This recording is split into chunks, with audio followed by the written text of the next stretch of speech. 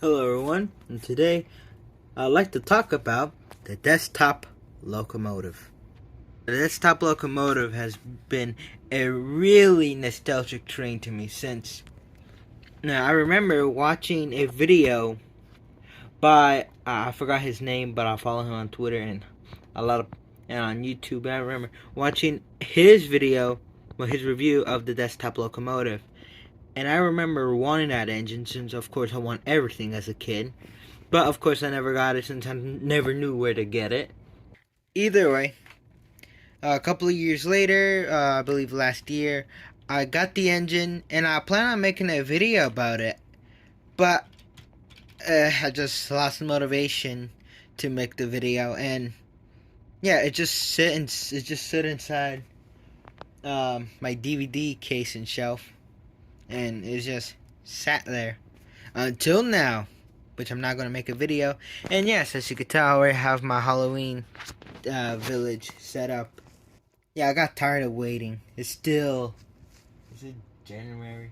No, it's August. Yeah, it's still August, but anyway, we're getting close anyway. Anyway, so let's talk about this lad. So there's actually been multiple versions of the Desktop Locomotive. Of course, the well-known one is standing before you, and it's called the Desktop Locomotive. I thought the engine was derailed, but either way, yeah. This is the most well-known, and this is the one you will mostly, find. And this is the one that you'll mostly be able to find easily. But in later years, the same company behind this train, I forgot what their name was, but I would just put it up. But they made a bigger version of the Desktop Locomotive set, and it was a bigger oval loop track layout with an inner siding, which had switches, and I believe this car, no, it was one of these two passenger cars, which had it was the red passenger car, which had a sound system for steam train sounds. So yeah, those are the two common versions of the Desktop train that you can find easily. They're both produced by the same company.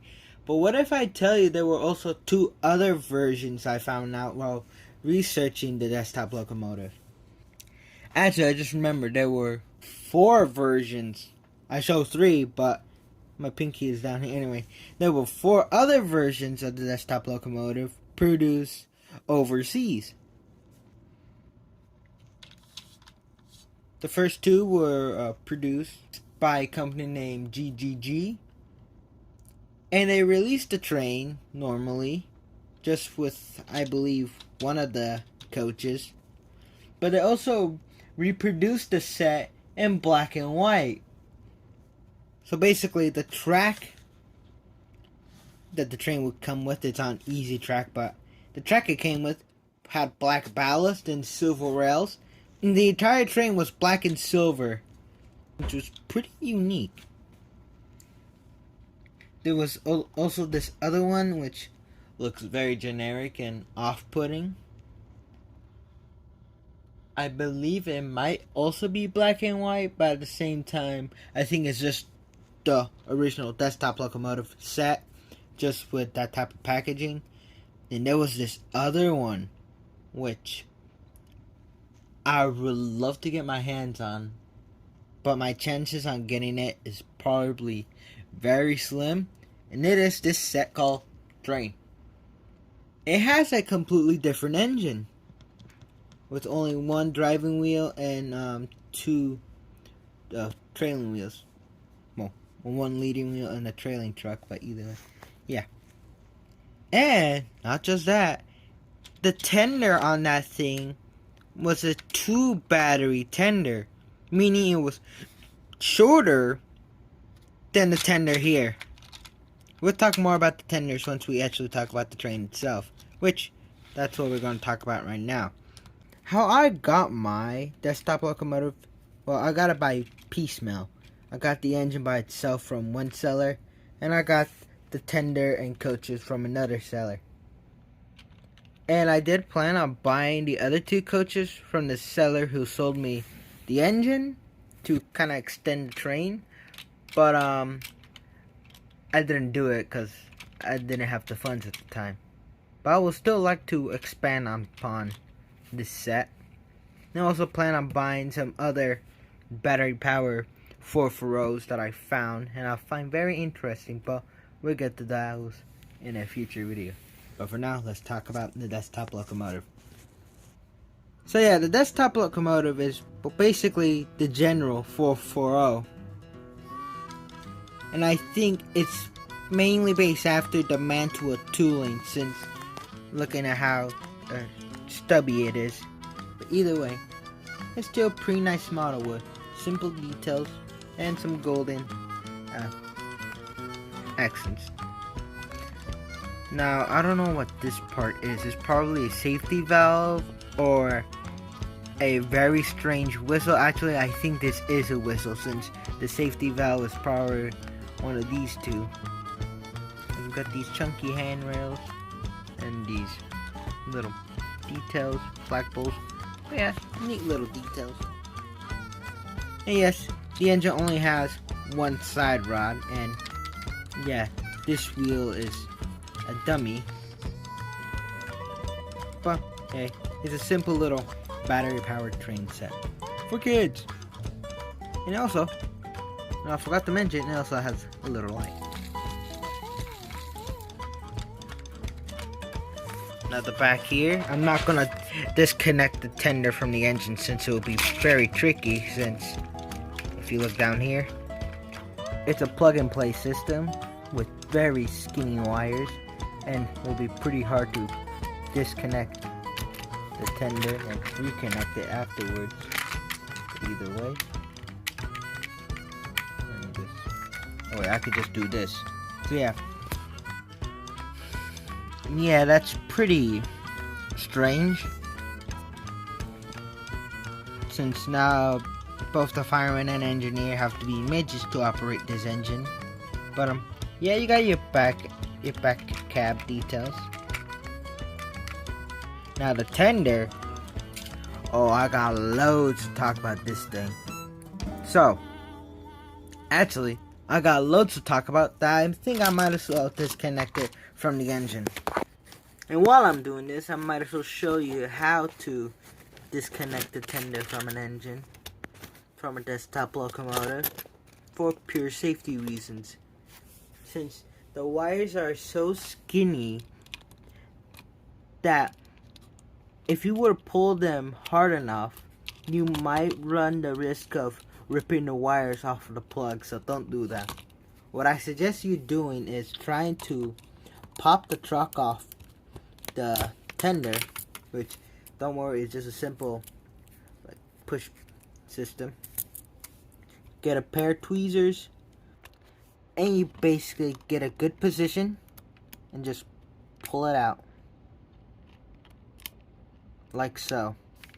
So the tender is a massive chunk of brick energy. On the box art for the desktop locomotive, it shows the tender being half its size. And yeah, it should be that, since yeah, no 1800s 440 has a tender this tall and massive that is might as well be a tender of a 1910s 20s steam engine. And also the train version of this set, I'm talking about this set, the tender was half its size and it looks okay, and I assume they worked well for that train. So I don't know why the hell they decide to make this tender be twice its height. Why? Of course, some might say, well, it's to give it more power, since now it can carry 4 batteries. But here's the thing, it already has enough power with just 2 batteries. I would assume so, since it worked for the trains that I just mentioned. And besides, if you put more batteries into this tender, then it'll become more heavier. And Well, you don't need all that. You don't need all that power, since the only weight to these coaches are the die-cast frames and their metal wheels.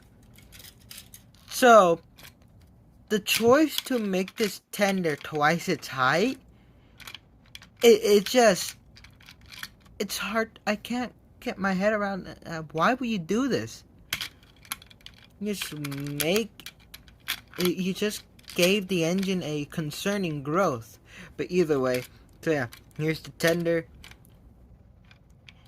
Yes, I know the coaches are also low detailed and toy-like, but you can tell these are Midwestern 1800s or 1910s coaches. Well, this one looks like a prison car, but we'll get to them. But this, let's just say it looks off. So yeah, they got these two things on the side. They don't really contribute much, but you got rivets. And we got two little lamps at the back. Red, of course, since it's the back of the engine. Now, like I said before, it takes 4 AA batteries. And it got these ribbons in here that will be easy to pull the batteries out. So yeah. Also got the plug in there, which it would have been much better if it was placed up here. That way, it'll just be easier to unplug and replug in the wire from the engine. But, yeah, they chose that. The height of the tender, and it's just...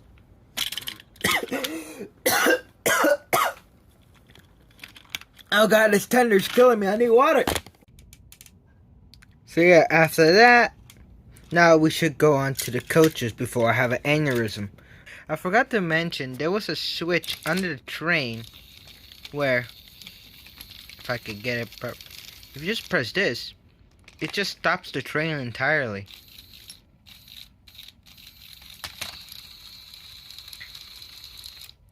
That probably means before there might have been a mechanism or a kind of track stop switch, like with these Trackmaster tracks, where the engine would just pull up to the station, and then once it run over a piece of track, it was to stop. Kids would pretend the passengers are loading it back on, and put the stop back down, and the train will be back on its way.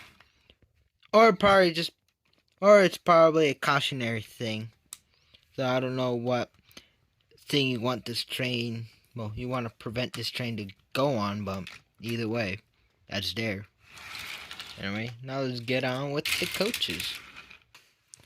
Now the coaches, I think what they were trying to imitate here are basically class systems. Like this is some third class coach, and this is just fancy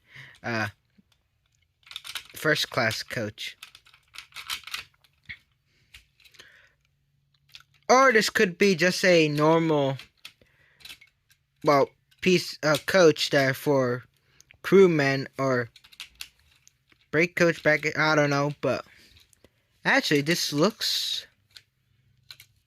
Yeah, I think this might be a brake coach of some sorts, but either way. So you got these two different coaches, one black, one red. I really like this coach. I would love to buy a lot of these. But I also have to balance it out with this black coach, since I like to be fair here. Actually, I might turn these black coaches into mail cars, since yeah, they'll be perfect. But either way, enough about planning. Let's continue on with the review. So yep, basically the same on both sides. This car has nothing. And yeah, this I would have liked it if this set just included two of these red cars, but oh well. It's decently nice that they have variety in this train set, though I wish they picked a car design that is, I don't know what proper word to use, but yeah. The coupling system is pretty simple. You just push the car onto the leather coupler. Be secure as long as you don't pull back. And at first, when I knew about this set and I planned on buying it, at first I thought, oh, the wheels, yeah, they're just gray and they're probably plastic. But now seeing them in person and just holding them, even taking them out, these are metal wheels. They actually put metal wheels into this train set, and they did put a lot of metal into this, mainly the engine, but still, it's a pretty decent train set. And it also fits, as you can tell, on HO. So, yeah, this is a pretty good set. It just has as a novelty to run around the layout, or just give to a kid and just, yeah, their first train that can fit on HO scale track. Though the track that this set does come with, it's all plastic, so it's incompatible with any electric engine.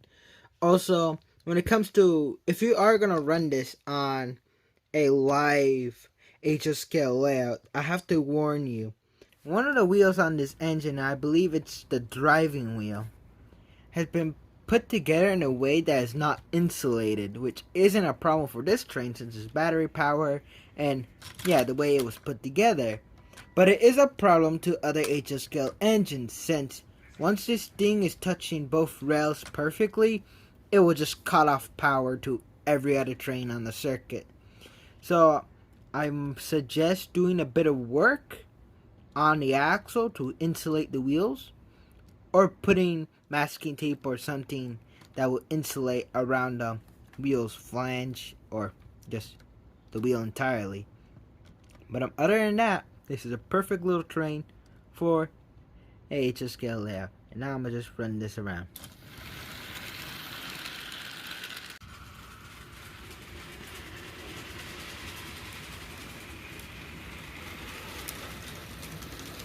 Yeah, I need to fix up my track.